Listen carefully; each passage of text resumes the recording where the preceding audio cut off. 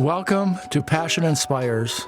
Join us as we explore the world of marketing and design and share insights and stories that spark inspiration and drive meaningful change. Welcome everyone to Passion Inspires. If you have a person with disabilities in your family, among your extended family, or among your friends, then this episode is for you. Today, I'm glad to welcome Andy Gibson, founder and executive director of Certain Hope Community. And Andy and I have known each other for about 10 or 11 months or so, and I wanted to have him on our podcast today, not to talk so much about marketing, but about the passion behind a nonprofit.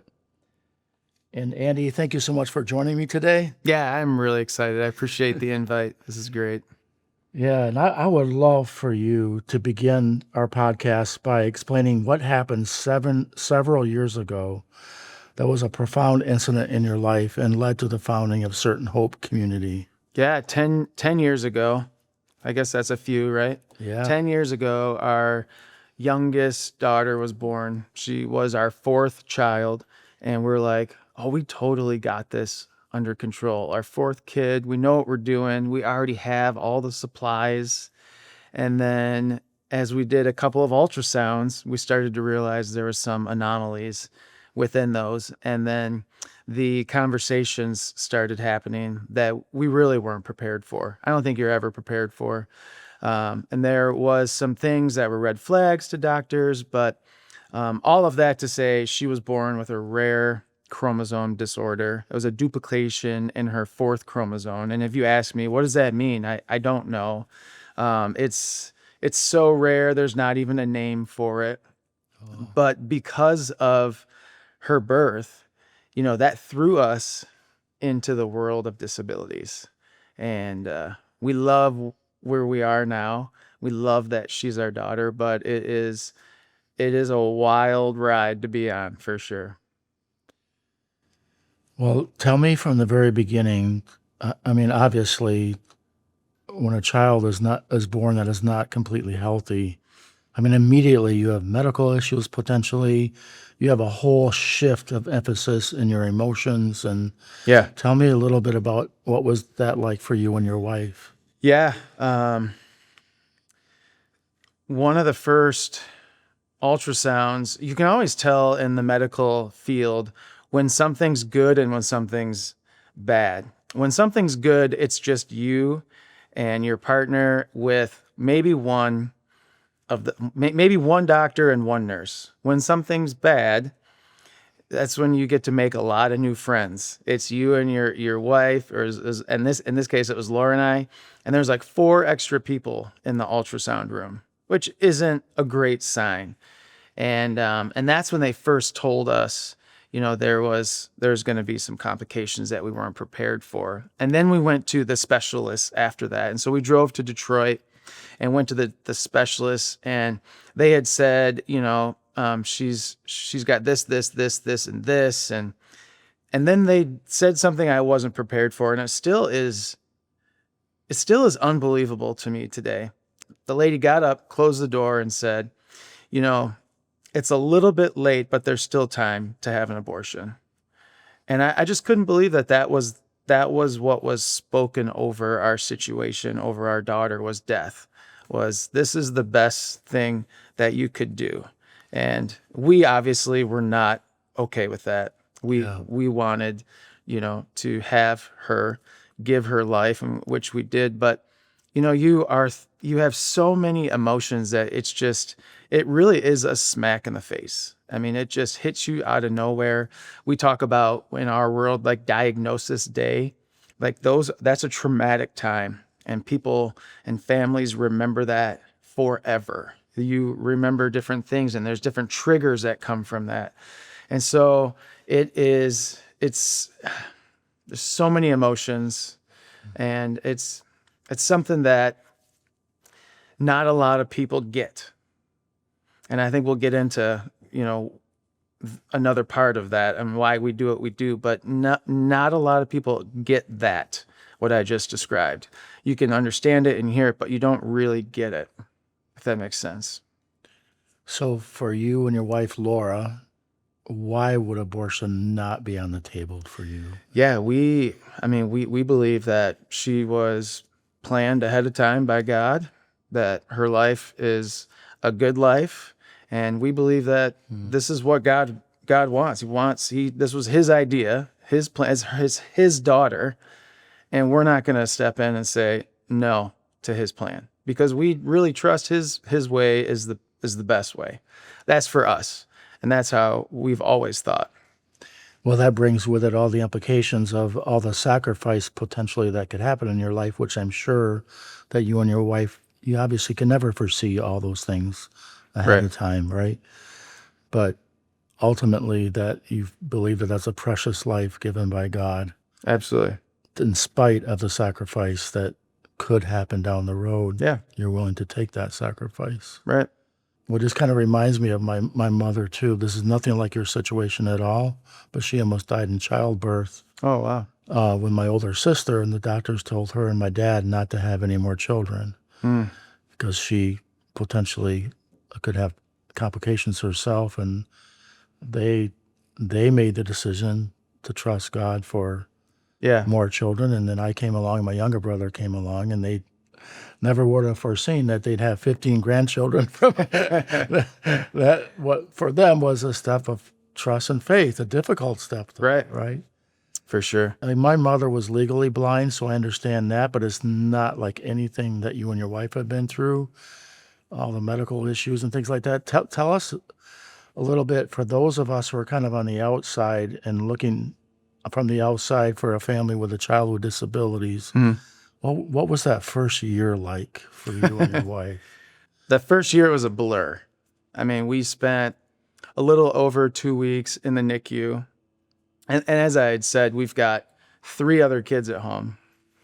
And so you've got, Laura had an emergency C-section at one hospital, and then they transferred us to U of M, Mott's. And that's where we did most of her care. And so Laura was in Milford, and then I was at Ann Arbor, and you're immediately separated. They put Briella in. A lot of families will relate to this, but they put you in it's like a box. It's like a bulletproof box. It feels like, and then they put her into the ambulance, and they didn't rush, but they take her away, and you're following, and it's just from the get-go, it's just scary. Wow. So much uncertainty in those moments. And then it's just a new life, like that. Like it's just a brand new life that you weren't planning for. And so our life began in the NICU, and every day was something new. We were the first few months we were trying to figure out what, is there a name for what is going on? Is there what is the actual diagnosis? We didn't know that. So we had tests, and then she would react to different things, and she had different emergencies come up, and it's just constant. But that's just the hospital life. The rest of the world it's not like time out. Andy and Laura are in the NICU. It keeps going. And so Laura stayed with Briella almost, the entire time. We had to force her to, you can't argue with mom in those moments.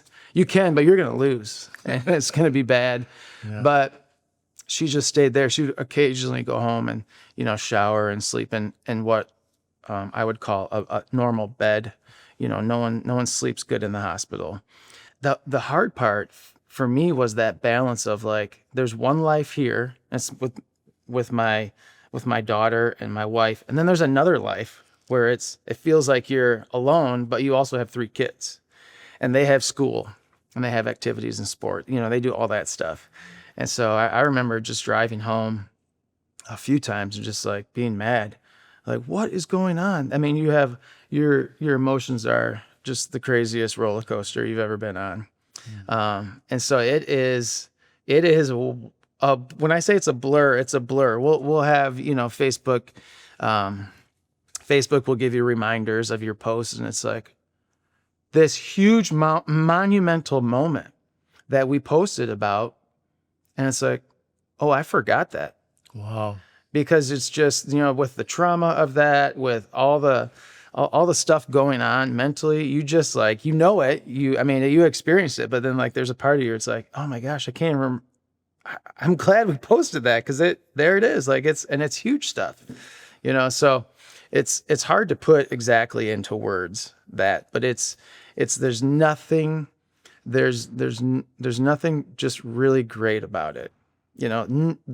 The hospital life is not a good life, but there's so many families that are doing that a lot. I mean, every day. Wow. I talked to a dad they spent over a year in the hospital, the first year of life, and so you've got, it's nothing you're ready for, but then all of a sudden you're like, let's go. This is what we're going to do. And we're going to fight, and we're going to do everything we can in our power, because this is my daughter. So tell me about the dimension of your children. You must have had some hard conversations with your children, because obviously that they're not getting the same attention. Yeah. And what, can you kind of give me insight into what conversations those were like for them? They were a lot younger, but they also would be at school, and grandparents would be at home, and they would help with the transitions and stuff. And sometimes I would go pick them up at school. Sometimes, I would stay the night long. I'd stay a couple nights longer than I probably should have.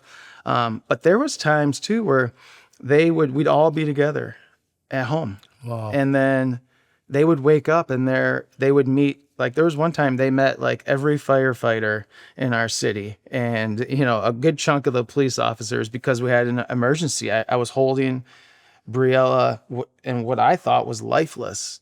She had been in her, the swings when they're kids. She had been in her swing, and somehow she had like rolled over. She's never done anything, had never rolled at all. And then she was asleep, but we thought she wasn't breathing. And it just, all of a sudden now these kids are experiencing, the crazy emergency of, here comes the paramedics, here comes the fire truck, and here comes the police officers. And they're like waking up, rubbing their eyes, going, whoa, what is going on? And then mom and dad are gone again. And then who's going to come be with us? And so it's tough. I think it does still impact them in ways, different for all of them. But we really try our best to incorporate them in everything we do with Briella. I was just telling you, Briella just had a recent sickness, and some of them would come in while we're using the suction, and we've got oxygen on her, and she's got her shaker vest, and she's hooked up to her ventilator, and we're pumping medicine through her feeding tube, and they're like, are you taking her in? Like they know, there's like, I see the signs, I can feel it, I hear the stuff. Are you going in? Are you both going in? Stuff like that. So it definitely weighs on them. Yeah. More than I think we are aware of. There's also another dimension, though, of having someone with disability within a family, that they have a new sensitivity toward other families. Your children will have a new sensitivity toward other families who have gone through similar situations. And it can actually deepen their character, deepen their awareness and empathy. And there can be some very positive aspects to their own growth, can't there, emotionally? Yeah. Our kids, they are incredible. They have a sense about them. They see things that I don't think typical kids their age are seeing. They're noticing things. They're going up to the uncomfortable situations, of a child out in public, laying flat with a trach, with a feeding tube hanging up here, and I mean all the stuff. And they're going up and getting down on their level and engaging them, and that's a special thing. It sure is. And I love that. My wife especially has done a good job of teaching our kids and showing them, and she's modeling it too through Briella. But they are, it still blows my mind. Like we'll have events and they'll go and push someone else's child in a wheelchair around the roller skating rink, and it's not a big deal. See, that's another side topic, but it really is relevant for all of us, because if I see someone with disabilities, especially outwardly physical disabilities, for some reason it's awkward for me, or I don't know well, part of it is I don't know what's appropriate Right. for the family. So instead of doing something or greeting that person, I'll just ignore them or walk by them. You want to talk about that just for a moment? Because we had Yeah. the same thing when my mom was blind. People would stop talking to her. Yeah, for sure. Help us know what to do in those situations so that we can become a part of that community and Right. your family. I'm not trying to be a jerk, No, you go but for it. I'm just going to say this. The worst thing to do is ignore it. See, that's what I need to know. Yeah. That's what we need to know, right? Yeah. Because that's the tendency, I think, for all of us. We become afraid or... Yeah, the easy thing is just avoid it. Yeah. Right. But families that have kids with disabilities, they are constantly ignored. They're constantly, pushed to the side. So just the gesture of walking up, I mean, if you notice them and you catch yourself staring, that's a good reminder, maybe I should engage. And it can just be something simple as like, hey, I hope you're having a good day. And that's it. But you're not ignoring them. You're not. One of the hard things about having a child with disabilities is the comments that you hear other people say. They're not saying it necessarily to you all the times, but you hear it. The stares are hard. You're getting, and it's all ages. I give the kids a pass because I think they're genuinely curious, and that's great. But like, it's tough when you can see the adults like staring like they've, they can't even believe what they're looking at. It's like, this is a child. She has a name. It's not difficult, but we always try and teach people like, hey, engage, like don't ignore. Well, I don't know if we're ever taught that. Yeah, I don't think I would In have. school or in our families. Yeah. Has anyone ever sat down with us and said exactly what you just said? Yeah. We don't know what to do. Right. Yeah, we have a thing on our Facebook. It's like the 5 secrets of communicating with a person who is nonverbal and medically complex, and so that's helpful. Yeah. If you asked me to go through that right now, you'd be putting me on the spot, and I won't do that. be a little awkward. But You've had a rough weekend, so it's not fair. but there's so much power in seeing somebody. Yeah. You want to be seen, and when you are seen, you just say hi or wave or whatever it is. It can be something small. It doesn't have to be this crazy huge conversation and you get their number. No, it's just, hey, hope you have a good day. Is it sometimes appropriate to ask the parents first, or how does that work? Yeah, we say always talk to the child or if it's an older person, we just always start with the person. Okay. And assume that they can communicate to you and assume that they can understand. Most times there is a lot that they can understand. Wow. And they just are not able to communicate in the typical way that probably you're used to. A lot of times it takes a minute. Briella has a device called an eye gaze. So if she has it, it'll read her eyeballs. I think our phones do that now, of course. It's ridiculous. But she can look at a box and it will say like, hi, Jeff. And, if we set it up to that, she can look at it, choose it, and it gives her a voice, but she's learning that.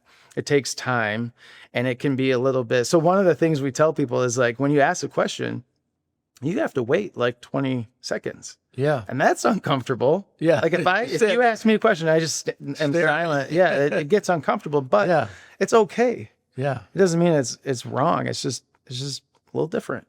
Yeah. And so you've got to we always will address the person.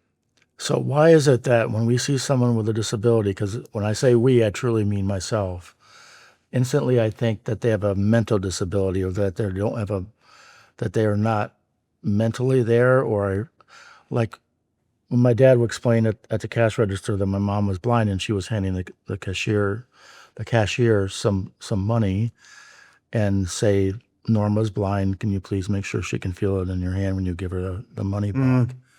And she would start talking to my dad, and my mom would think, hey, I'm blind, I'm not stupid. And she wasn't angry about it, and she understood. Yeah. But why are we wired that way to somehow think that? That's a good question. I don't have an answer for that. But I mean, there's so many awesome ways. We just had an event this past weekend, and I was talking to a young lady, and it was incredible. You could ask her a question, and she would put her hand on one of her legs, and one leg meant yes, and one leg meant no. And I love that. But you don't know that. She understands every possible thing that comes out of your mouth. She totally gets it. But if you don't, take the time to say, I see you, I'm going to engage with you, you would never know.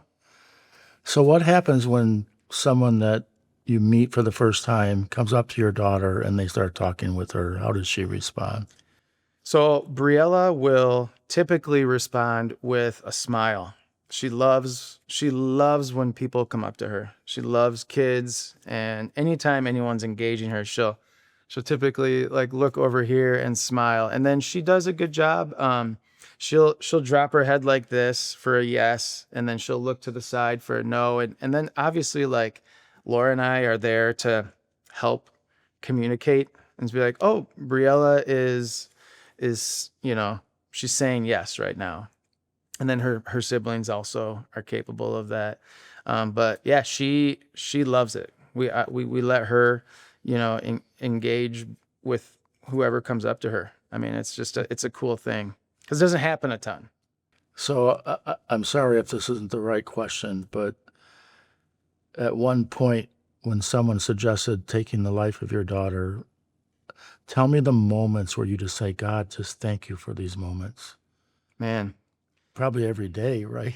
I would imagine. Yeah, I've learned more, through Briella than I've ever thought possible. I've grown more.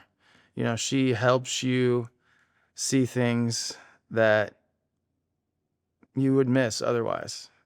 I've seen so many miracles with her. I think Briella points more people to Jesus than the average Joe. If you take the time to look at her life, it's really remarkable. And there's so many times where I can look back and I'll just say, thank you, Jesus, for giving us Briella. I mean, there's never been a moment where it's like, this is not what, this is exactly what we wanted. We wanted a daughter. And that's what we got. And we love, I mean, it's just it's so incredible. Wow. Yeah, there's something really special too, knowing, again, back to your children, and it develops a deep character in their life too. Yeah. I think one thing that happened with our family was that you become more unselfish because, otherwise you grow up and if you only have to take care of each of ourselves growing up, but if there's someone that needs some care, yeah, you realize this is not all about me in life, right? It's about serving. What are you saying? Yeah, I think that's sooner you learn that, the better. Yeah, absolutely. Okay, let's kind of shift and give me some background to how Certain Hope Community was started. Why did you begin? So obviously, being in the world of disabilities, we had an insider view that, not everybody gets. And we, because of the life we were living, we're experiencing some of these things for the first time ever. I was a pastor. And so, we never ever had felt isolation before Briella. But all of a sudden, when you have a child with disabilities, isolation becomes a real thing. And it is devastating to families. It's actually crushing families because you stop getting invites, right? People don't know how to interact with you. People ignore your, what you used to have as a friendship, is no longer there. And this isn't just friends, this is family too, which makes it really hard, really hard. And so we realize that isolation is a serious problem. And when you're in an isolated state, you lose a lot of hope, right? You are depressed, you have anxiety, there's so many things. And so it was, I forget, 2019, we had thought, let's get some of these families together and just see what happens. We just wanted to get them outside. And so if you look at our logo, we've got three trees, and most people think, whatever, that's pretty typical and boring, but there's a point behind there. We love to get families outside because we believe everything points to the Creator when you're outside. And that helps with the isolation when you're outside. All the studies say, go outside and breathe the fresh air. You've got the river to walk next to. It probably have experienced that. It changes your mood. It does amazing things. So we thought, let's get families outside and try and defeat this isolation. And so we started to do that over the years and realized, wow, this has been an incredible thing. So tell me the very first meeting. I'm really curious what happened. So it was funny. We were going to do a free fishing event. Okay. And this was on the other side of the state, and like nothing went right. Nothing. It was like crappy weather. It was like trying to rain the whole time. There was some issues with like where we were at, and if you have a child with disabilities, it takes a lot of work to get out the door. And so if you're planning something and you're like, man, there's like a 30% chance of rain. Nah, it's not worth it, because you have to do like all these things just to get where you need to go. And it's like, man, that's a big risk. We're gonna have to do all that, and then if it's gonna rain, then we have to come home. And a lot of people didn't come, but a few families did. And it ended up being incredible. We realized the power of having smaller events because you're able to connect. You're able to really just sit with people and hear their story and, listen to them. And that's cool. And that's why we still, to this day, we do smaller events because of that purpose. Wow. Well, how about even for your kids? They're meeting siblings that are similar to them. Yeah. And they're like, oh, we're not the only ones. Yeah. It's a powerful thing there too. Yeah. Which we've seen that throughout the years being in Grand Rapids. So can you share with me some of the best memories that you have, or a memory that you have of an instance either for you or your wife that was so deeply meaningful and reaffirmed that you're doing the right thing with Certain Hope Community?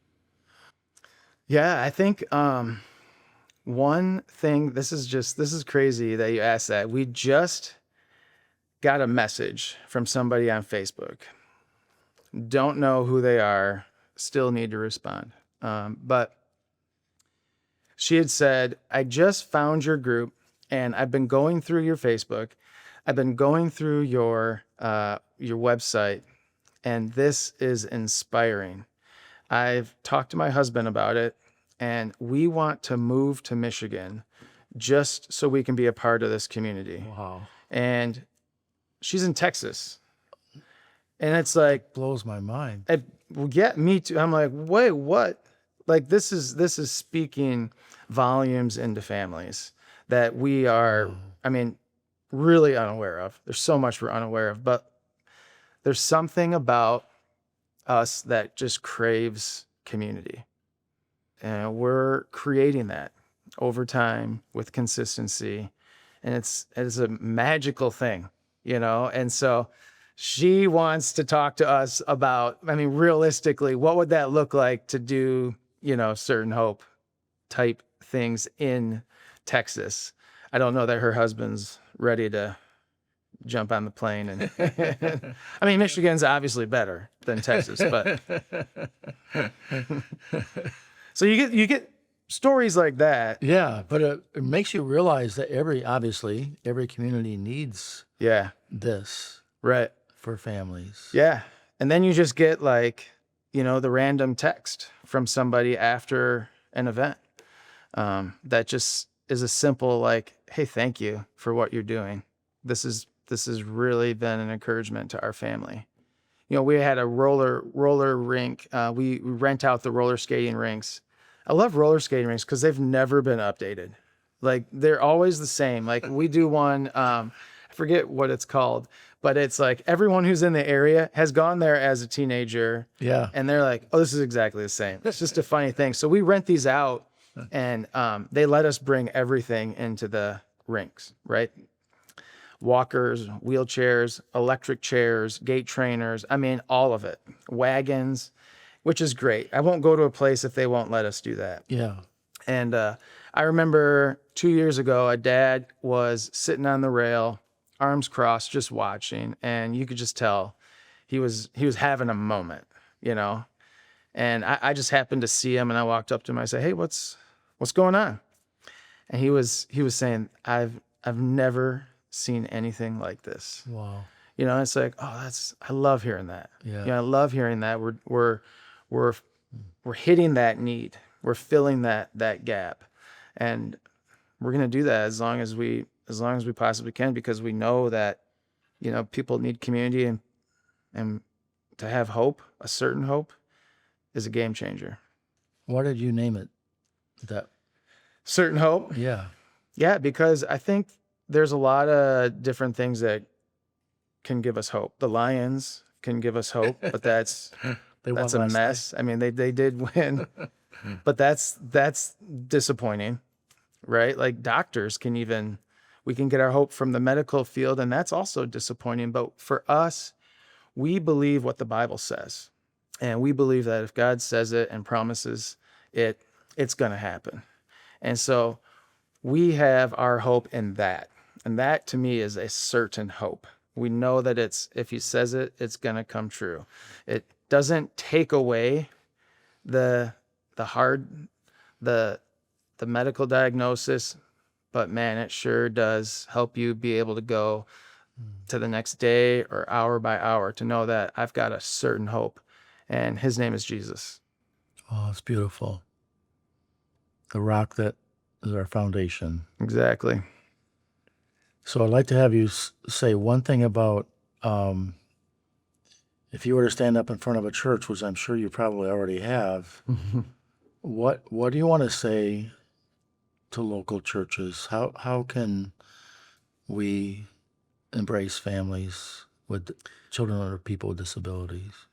Yeah. As of right now, families that have disabilities are the largest unchurched people group. It's just, I mean, there's a huge need for these families. I didn't realize that.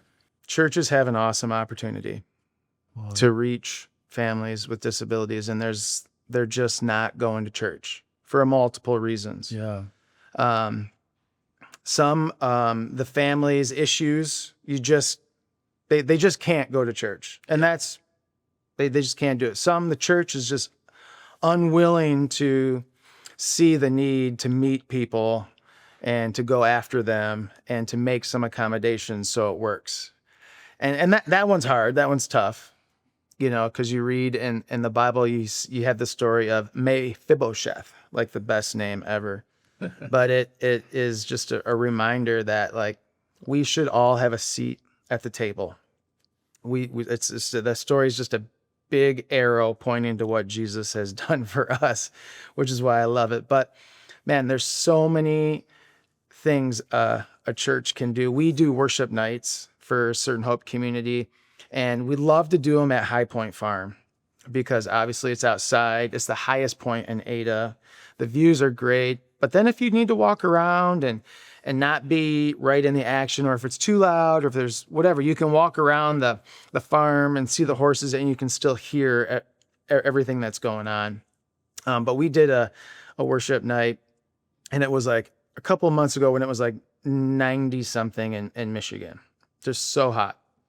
And we almost had to cancel it, but we ended up reaching out to our church that we go to, and they said, come and use our building. So we went, they had air conditioning, which is a gift from God. Love that. And so we went in their basement. They have a little rock climbing wall for kids. It was all accessible. They have a elevator, ramps to get in, plenty of handicap parking. And one family that came had been wanting to go to church. They hadn't gone to church in over 11 years since their daughter was born. Wow. And they ended up coming to this worship night where it wasn't supposed to be. And this was the church they were looking at. And they happened to meet the special ed director that night, who gave them a tour of all the space, asked them some of the needs that they have. And then the next Sunday, that family came to church, and they've been coming to church. Wow. And so it's simple things like that, like just a church being available, saying, hey, we can't give you the world, but what can we do to get you, to make your experience good here? And I just love that. Like, we don't hear those stories. We don't get those stories all the time, but when they happen, Yeah, it's incredible. that's beautiful.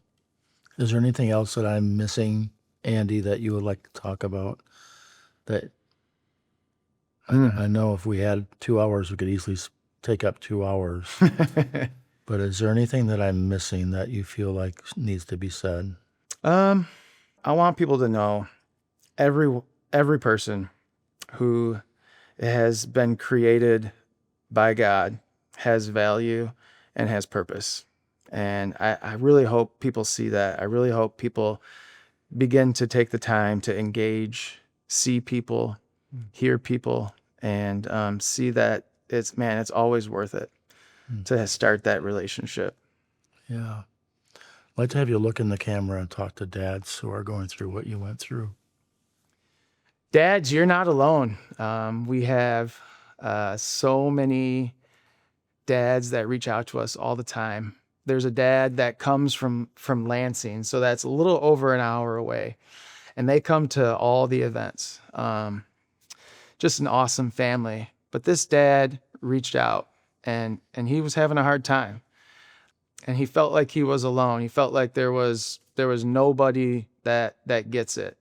And if you're a dad who has a son or a daughter with disabilities, I hope you know you're not alone. There's so many other dads out there. Dads are really bad at talking about things. It's like almost, they're just stubborn. We're punks. We play hard to get, but you're not alone. There are dads that have gone through similar things, and when you hear their stories and see what they've done, you will be encouraged yourself. So don't stop fighting for your family. Don't stop fighting for your children. I would say keep up that good fight. That's great. I really appreciate you joining me today. It's been an honor to have you. Thanks so much, Jeff. You're welcome.